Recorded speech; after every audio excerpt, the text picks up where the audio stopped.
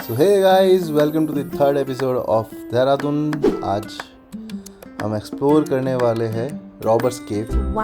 Second episode में हमने explore किया था FYI जो कि क्लोज मिला, और फिर हम गए थे तपकेश्वर महादेव जो कि एक ब्यूटीफुल एक्सपीरियंस था। अगर आप देहरादून जा रहे हैं तो डोंट मिस तपकेश्वर महादेव मंदिर, इट्स अ ब्यूटीफुल एक्सपीरियंस।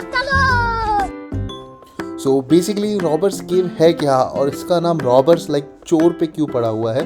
फिर जब मैं यहाँ गया और मुझे पता चला कि रॉबर्स केव का एक अलग ही हिस्ट्री है, तो ऐसा माना जाता है कि पुराने टाइम में रॉबर्स और डाकू यहाँ छुपते थे, क्योंकि केव्स का स्ट्रक्चर इतना कंफ्यूजिंग है कि अंदर किसी को भी इजीली ढूंढना मुश्किल था। इसी वजह से इसका नाम पड़ा रॉबर्स केव।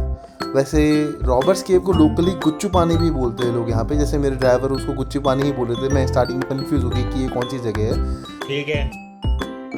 और अगर आप यहाँ जा रहे हैं तो आपको शूज़ नहीं पहनने हैं, स्लीपर्स पहनने हैं। अगर आपके पास स्लीपर्स नहीं है उस टाइम पे तो बाहर 10-20 रुपीज़ चार्जेस है, आप वहाँ से। ठीक है। जैसे जैसे आप आगे जाएंगे थोड़ा सा डिस्टेंस आपको लगेगा एंड तक पहुँचने के लिए।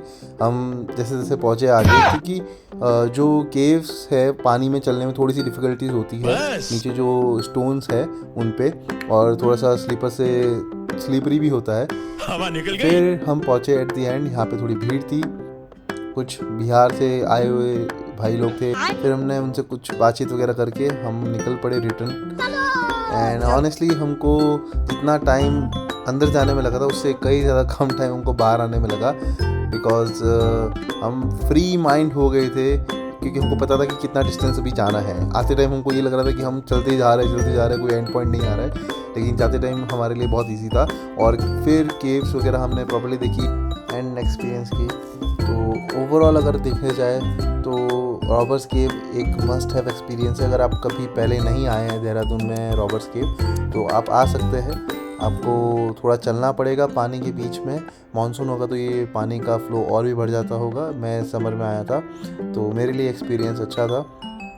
एंड एक प्रॉब्लम है जो बाहर मुझे देखने के लिए, जो खाने में ऑप्शंस है वो बहुत सारे हैं, लेकिन मोस्टली खाना नॉन वेज है, आई गेस एग्स और चिकन एंड ऑल। तो अगर आप सिर्फ प्योर वेज खाते हैं तो अपना खाना खुद लेके आए। सेकेंडली क्लोथ्स एक्स्ट्रा लेके आए, स्लीपर्स लेके आए। नहीं स्लीपर्स लाएंगे तो भी कोई इशू नहीं है, बहुत सारे वेंडर्स है बाहर, आप स्लीपर्स उनसे ले सकते हैं। रेंट वो 10 to 20 रुपीज़ है।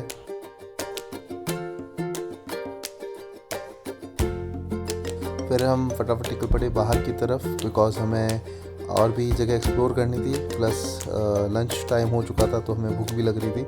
एंड यहाँ पे हमें कुछ अच्छा ऑप्शन मिला नहीं तो हम चले गए बाहर हमारे नेक्स्ट डेस्टिनेशन के लिए। उसी के बीच में हमने लंच किया। तो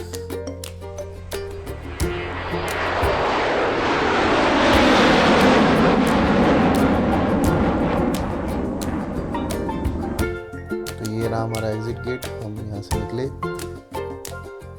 फिर हम निकल पड़े हल्दीराम की तरफ, जो कि रॉबर्स केव एंड देहरादून जू के बीच में पड़ता है, और देहरादून जू के बहुत ही पास में है। ओके सो गाइस, मिलते हैं अगली वीडियो में। Till then like, share and subscribe. Bye bye.